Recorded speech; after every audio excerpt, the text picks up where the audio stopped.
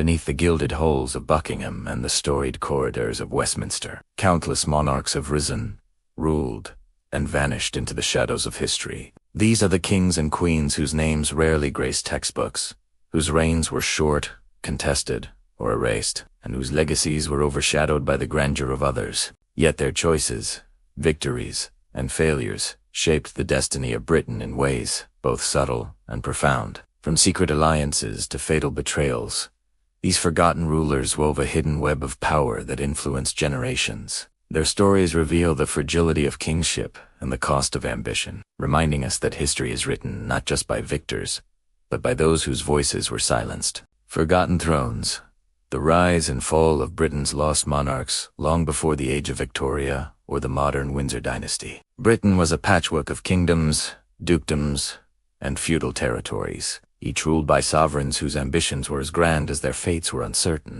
Among these were rulers whose names seldom appear in popular history, yet whose lives were filled with drama, intrigue, and decisions that shaped the future of the Isles. One such monarch was King Ethelred II, often overshadowed by more famous rulers like Alfred the Great or William the Conqueror. Known to history as Ethelred the Unready, his reign in the late 10th and early 11th centuries was a maelstrom of Viking invasions, political instability, and courtly betrayals. The very title, Unready, disguises a complexity.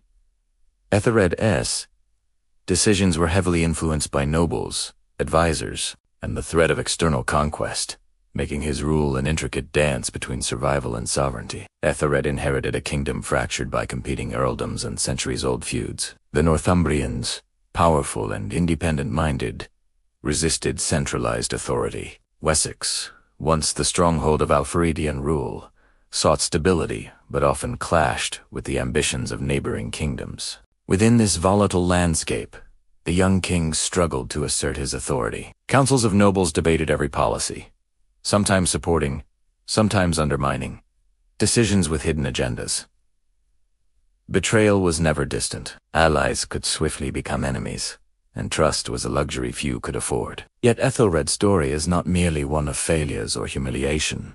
His reign highlights the challenges faced by early English monarchs trying to unify diverse territories under a single crown. He implemented tax reforms, fortified towns against Viking raids, and sought alliances through marriage. These measures, though imperfect, demonstrate an early understanding of governance and strategic foresight. Even when the Danes returned in waves, Ethelred navigated a treacherous political and military landscape, often relying on negotiation and tribute rather than sheer force. Meanwhile, the shadow of betrayal loomed within his own court. Advisors such as Guelfric and other influential nobles wielded power behind the throne, manipulating decisions and influencing military campaigns. Some sought personal gain, others aimed to maintain regional autonomy, but all operated in a world where the crown's authority was neither absolute nor unchallenged. Ethelred's reliance on these counselors was both necessary and dangerous, reminder that monarchs could be undone as easily by internal conspiracies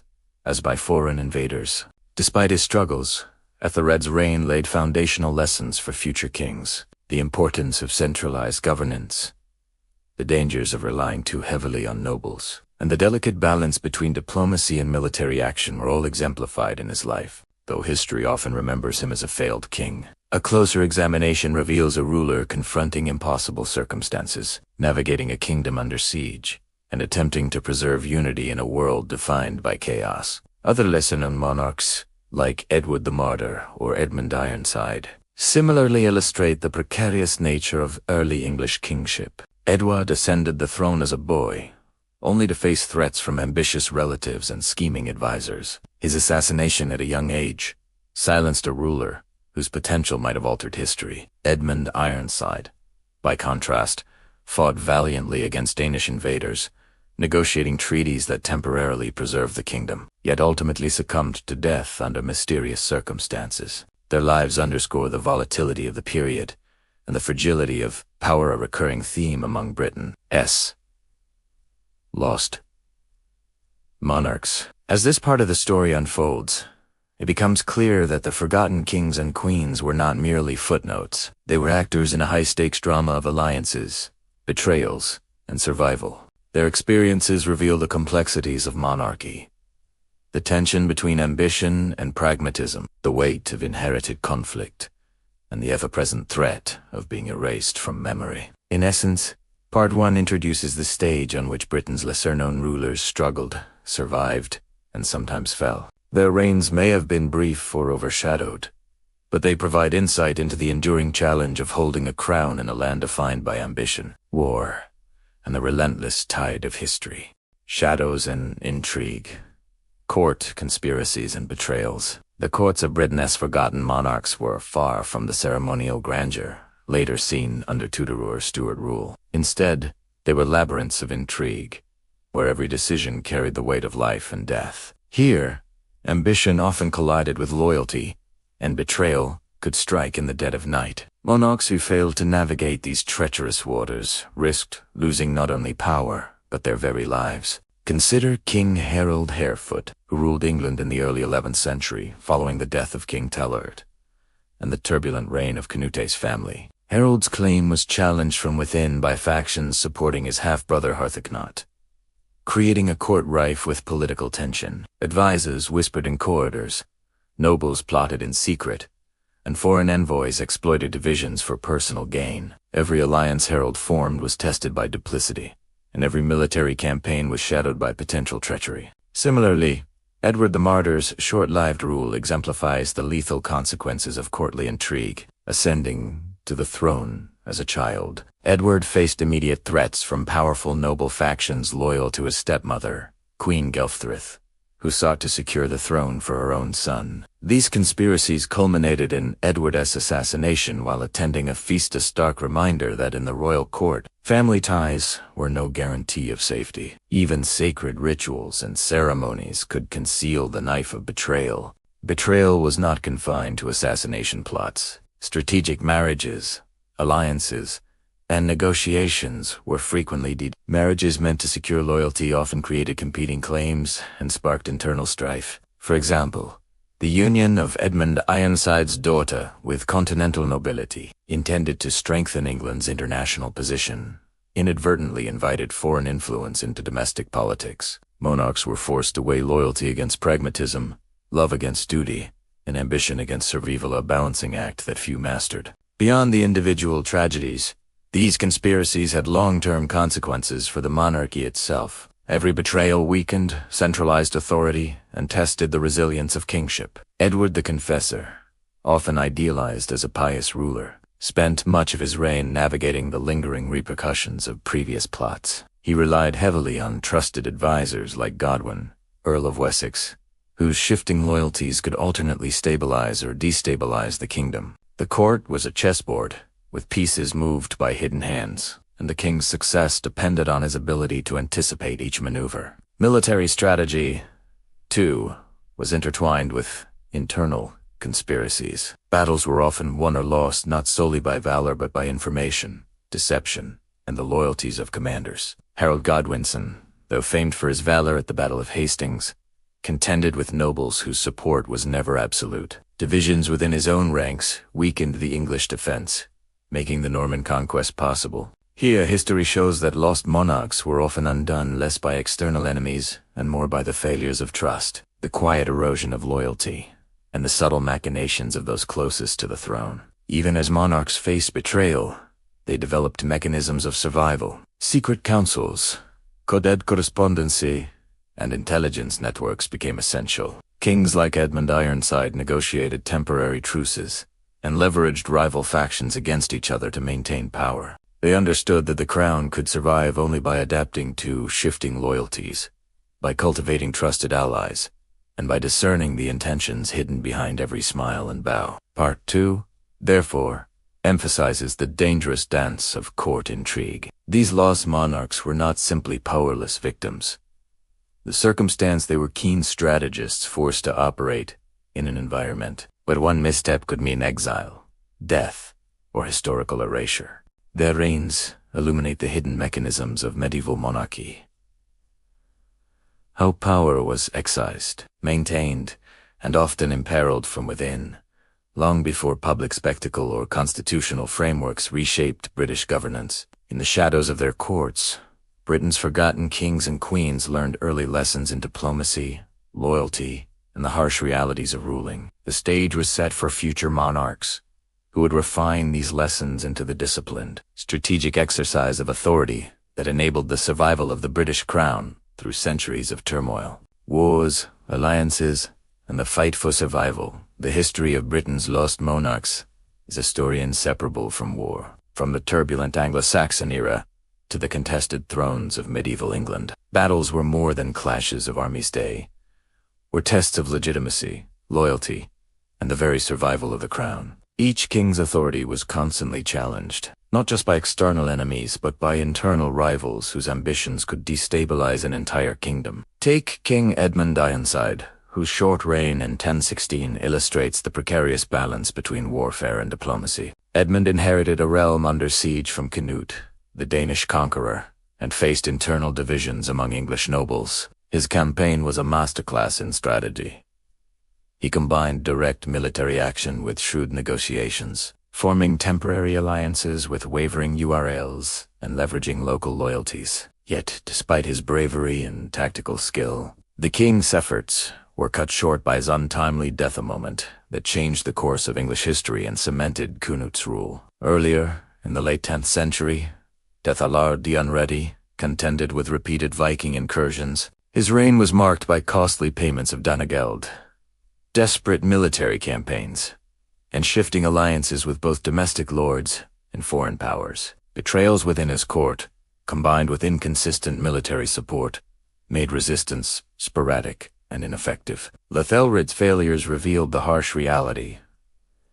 A monarch could possess skill and vision, yet without unified support from nobles and generals, even the strongest king risked losing his kingdom. Wars were often inseparable from dynastic politics. Edward the Confessor's reign, for example, involved not only battles with external invaders but also delicate maneuvering to secure his succession. With no direct heir, he relied on alliances through marriage, diplomacy with Norman lords, and strategic favor toward powerful English URLs. This intricate web of loyalty and military obligation underscores how warfare was both a necessity and a tool, a way to demonstrate authority, negotiate power, and enforce loyalty among the kingdom's fractious elite. Beyond individual conflicts, these battles shaped the monarchy's long-term resilience. Every skirmish, siege, and negotiation tested the limits of royal authority. Monarchs who learned to combine martial prowess with political acumen, such as Edmund Ironside or Harold Good, extend their influence despite formidable challenges.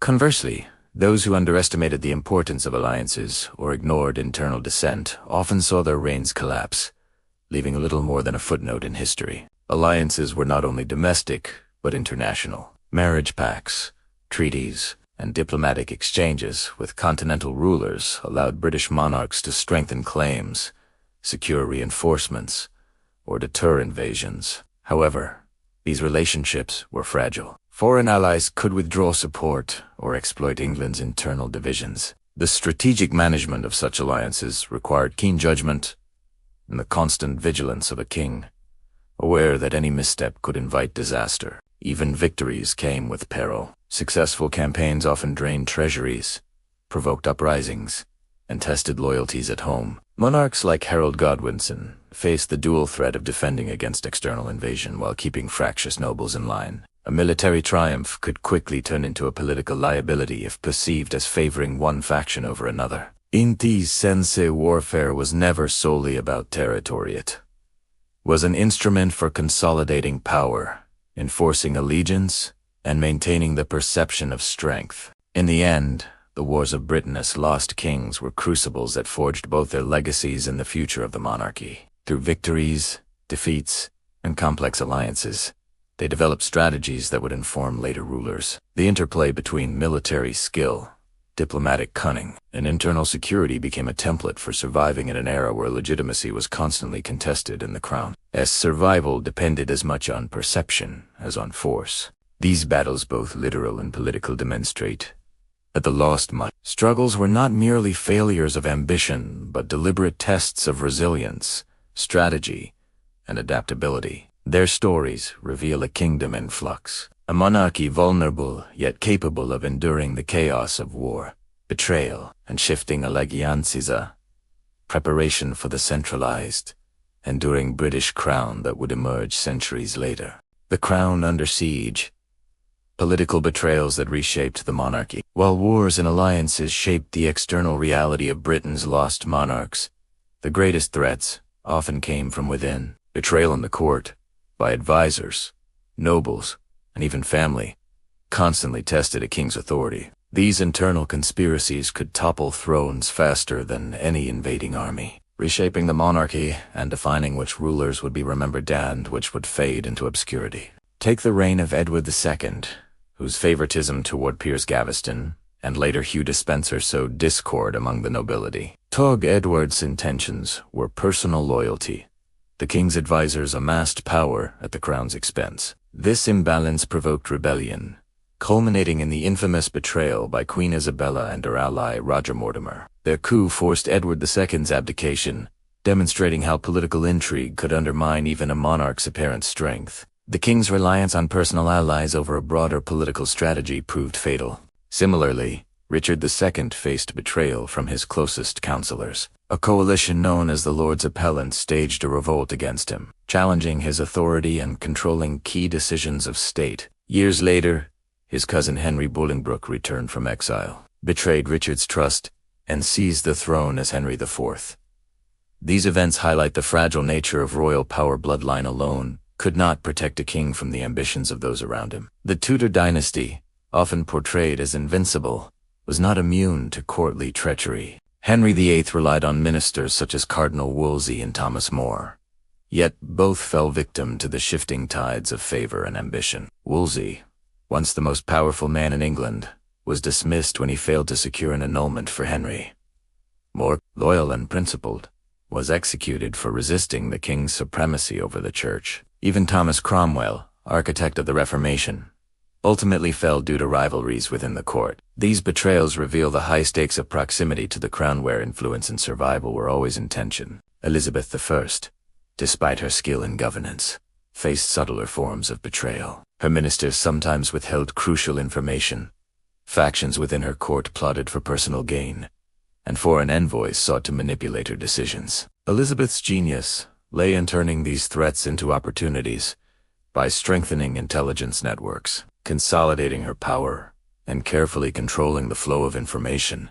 She neutralized conspiracies before they became catastrophic. Her reign demonstrates how a monarch could survive betrayal by mastering the art of political foresight. The Stuart era intensified the dangers of internal treachery. Charles I's attempt to rule without parliament fueled widespread resentment, resulting in political betrayals that contributed directly to the English Civil War. Even loyalists shifted allegiance when survival or personal advantage demanded it. Charles' execution marked a dramatic turning point, showing that betrayal within the monarchy's own support system could be as lethal as an invading army. Later, during the Restoration, Charles II remained cautious of internal plots. Ministers secretly negotiated with foreign powers, and factions within Parliament tried to undermine him. The Popish plot, though fabricated, demonstrated how rumors and manipulation could destabilize even a restored monarchy. Charles' ability to survive relied on subtle alliances, discretion, and an acute understanding of human ambition. The Glorious Revolution of 1688 illustrated betrayal on a national scale. James II was abandoned by nobles, military officers, and even family members who invited William of Orange to seize power. This coup ended absolute monarchy in England and established constitutional checks, proving that betrayal could catalyze structural changes that outlast individual rulers. By the 19th and 20th centuries, political betrayal became less overt but remained potent. Ministers maneuvered behind the scenes, occasionally working contrary to royal wishes. Edward VIII's abdication was as much a political crisis as a personal one. His attachment to Wallis Simpson undermined the monarchy's credibility and required careful management to restore stability. During World War II, George VI navigated internal disagreements, leaked information, and competing advisors, yet maintained national unity through steadfast leadership. Through centuries of internal conspiracies and political betrayals, the monarchy evolved. Kings and queens learned to endure treachery, adapt strategies, and balance loyalty with caution. By understanding and mitigating betrayal, the British royal family ensured its survival through revolutions, wars, and shifting political landscapes. The lessons of these lost monarchs were ambition,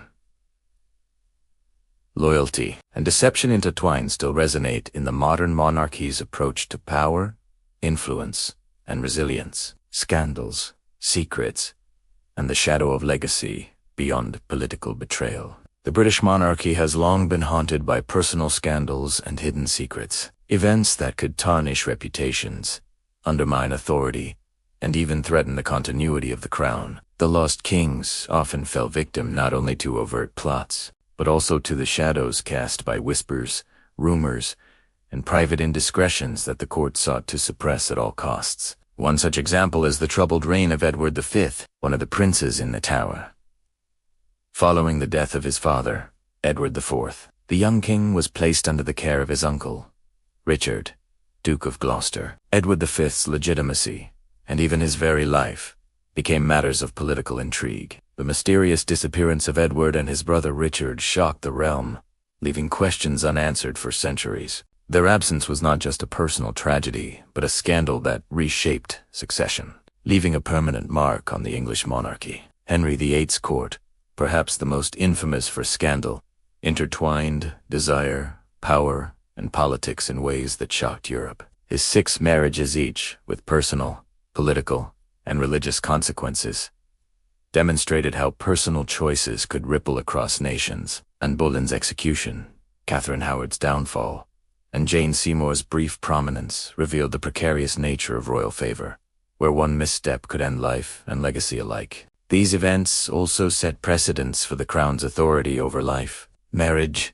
and morality, showing that the monarchy wielded power over both public and private spheres. The Stuart kings, too, were no strangers to scandal. James II's Catholic sympathies, his marriage to a French princess, and his perceived moral improprieties created distrust among Protestant nobles and commoners alike. Mary, Queen of Scots, lived a life surrounded by intrigue, imprisonment, and public scandal, which led to her eventual execution by Elizabeth I. The monarchy's image was continuously shaped by the public's perception of personal conduct, reinforcing the connection between reputation and power. Even in the Victorian era, scandals persisted, albeit more discreetly. Queen Victoria herself navigated family conflicts and court gossip, using her personal authority and control over the narrative to maintain respect and reverence. The private lives of princes and princesses, though often shielded, were subject to scrutiny and occasional controversy, demonstrating the enduring tension between private desires and public duty. In the 20th century, royal scandals gained international attention due to mass media. Edward VIII's romance with Wallis Simpson and eventual abdication shocked the nation, illustrating that personal relationships could destabilize centuries of tradition. The abdication crisis forced the royal family to adapt quickly, balancing personal freedom with institutional responsibility, a delicate act that continues to define the monarchy today. These scandals and secrets are more than mere gossip.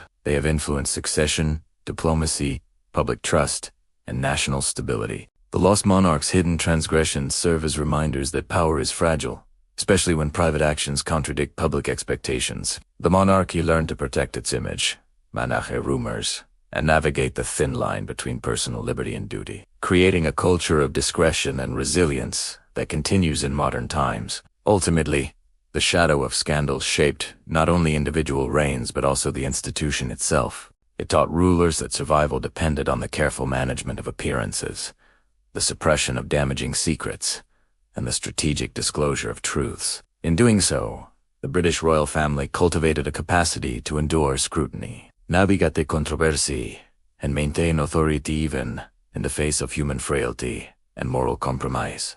Wars, alliances, and the struggle for sovereignty, the British monarchy's survival has never relied solely on ceremony or symbolism. It was forged through blood, diplomacy, and the careful orchestration of wars and alliances. For the lost kings of Britain, the crown was a prize constantly contested, not just by foreign invaders but by internal rivals whose ambitions could destabilize kingdoms overnight. The struggle to maintain sovereignty required strategic marriages, military campaigns, and a delicate balance of domestic and international politics. The medieval period provides vivid examples. Edward III, often remembered for the 100 Years' War, wielded claims to the French throne as both a personal ambition and a national strategy. Battles at Crécy and Poitiers were not merely military engagements.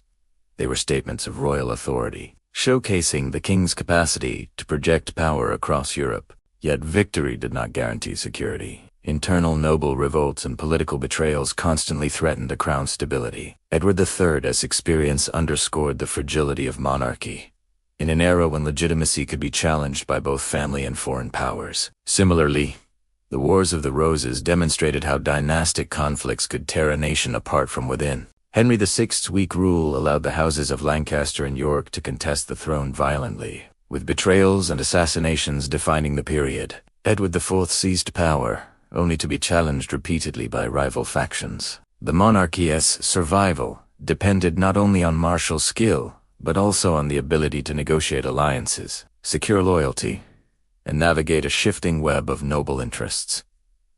Every victory came at the cost of careful political management, showing that the crown's strength lay as much in diplomacy as in the battlefield. During the Tudor era, Henry VIII expanded the monarchy's influence through both marital alliances and decisive action in war. The campaigns against France and Scotland solidified his reputation as a war, while strategic marriages his own and those of his children created networks of influence across Europe. Yet war brought economic pressure, rebellion, and the constant threat of foreign invasion. The Tudor monarchs learned to blend military might with administrative innovation, using councils, advisors, and emerging parliamentary structures to maintain authority, even in turbulent times. The Stuart monarchs faced similar challenges, though in a more fragmented political landscape. James I's foreign policy relied on marriage alliances, while Charles I's failure to manage domestic opposition led to civil war. Alliances could be fragile, with nobles switching sides or betraying the crown, proving that loyalty was contingent on perceived advantage. The English Civil War became a lesson in the dangers of over-reliance on coercion and underestimation of public sentiment, ultimately resulting in regicide's stark reminder that sovereignty was inseparable from legitimacy and the support of influential subjects. The 18th and 19th centuries saw the monarchy navigating European conflicts, colonial expansion, and shifting alliances. George III's reign included the American Revolutionary War, a struggle that combined overseas rebellion with political maneuvering at home. Strategic marriages, alliances with European powers, and careful patronage helped maintain Britain's global influence despite setbacks. Monarchs learned that war was not just a battlefield affair. It required diplomatic acumen, economic planning, and the cultivation of public perception to preserve sovereignty. In the modern era, while traditional battles became less central, the monarchy's role in alliances and international relations remained significant. During both world wars, kings and queens symbolized national unity and resilience, supporting governments while maintaining a stabilizing presence. Strategic diplomacy, public morale, and careful navigation of political tensions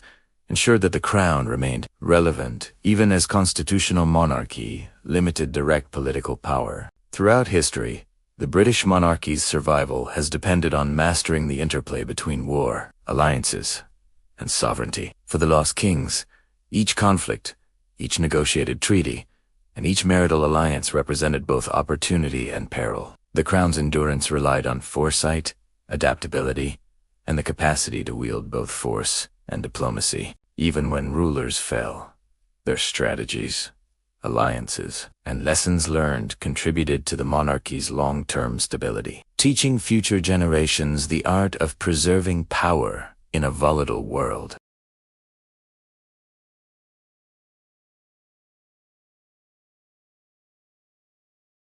The British monarchy that stands today is the result of centuries of adaptation, survival, and carefully navigated influence.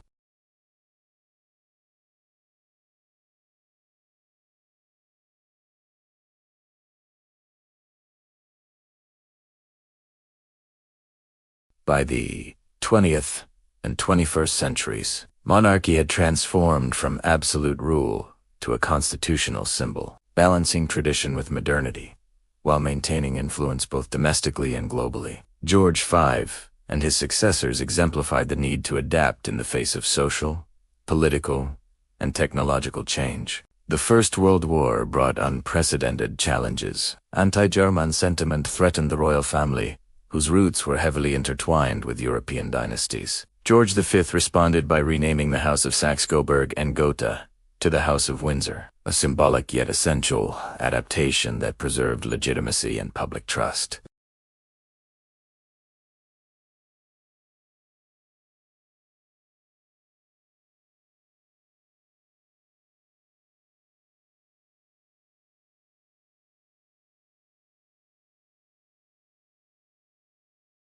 Edward VIII's decision to relinquish the throne for love was not merely a personal matter. It threatened the monarchy's image and its political neutrality. The crisis forced the institution to reassert its role as a stabilizing, symbolic presence, emphasizing duty over individual desire. In this, the monarchy learned a critical lesson. Survival depended on balancing human imperfection with institutional continuity.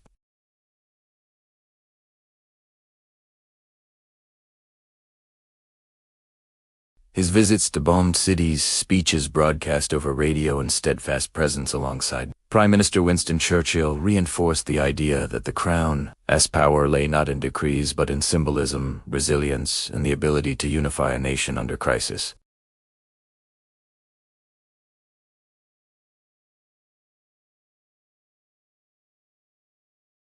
Post-war, the empire underwent dramatic transformation, decolonization, the rise of republican movements, and shifting global power dynamics required the monarchy to maintain influence in new ways. Through diplomatic tours, ceremonial presence, and the cultivation of goodwill across former colonies, the crown preserved relevance, securing a soft power that complemented Britain's changing political and economic role in the world.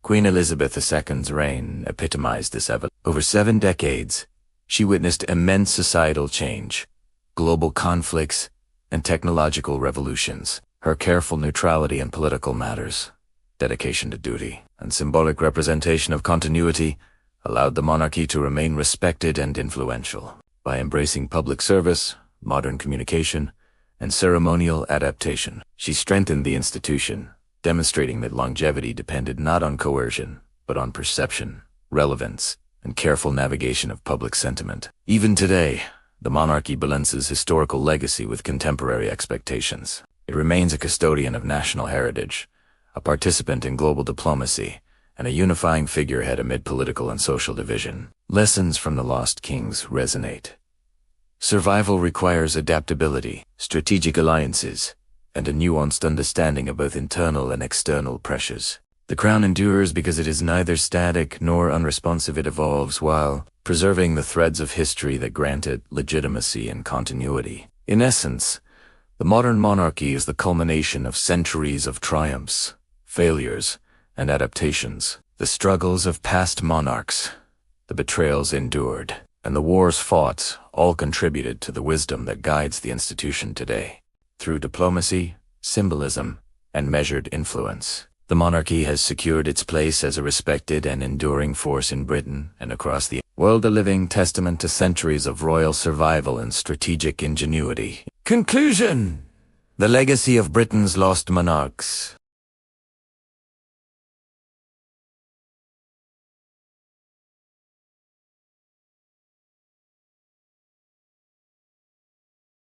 Each king or queen who faced betrayal, miscalculation, or political upheaval left behind lessons that shaped the monarchy's evolution. From medieval power struggles to the delicate constitutional balance of the modern era, these monarchs' experiences informed how the crown could survive adversity, adapt to change, and maintain relevance across centuries. The legacy of these lost rulers is evident in the resilience and strategic foresight of the contemporary royal family. Public perception, diplomacy, and symbolic authority became as crucial as armies or laws. Monarchs learned that survival often depended not on dominating others, but on navigating internal threats, cultivating loyalty, and balancing personal desires with duty. Today, the British monarchy stands as both a guardian of tradition and a flexible institution capable of evolving alongside society. The hidden stories of its lost monarchs remind us that power is rarely absolute,